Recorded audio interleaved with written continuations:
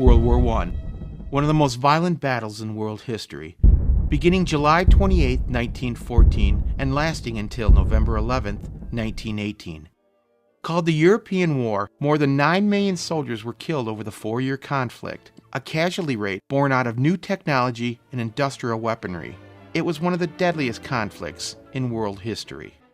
Located here at the Marine City Pride and Heritage Museum are one of the artifacts on display of the Great War. Known as a trench needle or knuckle knife, the M1917 trench knife was used for close hand-to-hand combat during World War I. With a deadly combination of cast iron rivets on the handle and a long 3-sided needle-like blade, these weapons were sometimes the only thing that stood between life and death for a U.S. doughboy. First designed for the United States Army by sawmaker Henry Diston & Sons of Philadelphia, the U.S. M1917 would be one of the first to see combat for the U.S. Army. In order to save time in getting the new knives to the troops in the field, the first 1917 trench knives were procured by French manufacturer Orléans. Later, the U.S. government would switch to having the knives made by several contractors from the U.S., including the company that built our knife, the Landers, Frey & Clark Company of New Britain, Connecticut, in 1917.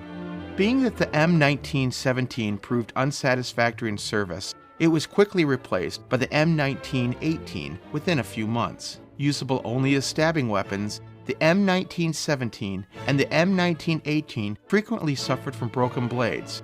Because of this, the knives were phased out of service, being replaced by the U.S. 1918 Mark I.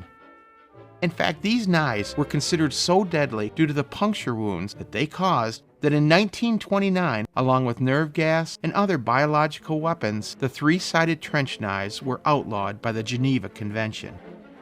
This trench knife was presented to the Pride and Heritage Museum in 1984 by Lewis Miller in memory of all the locals who had served in the Great War.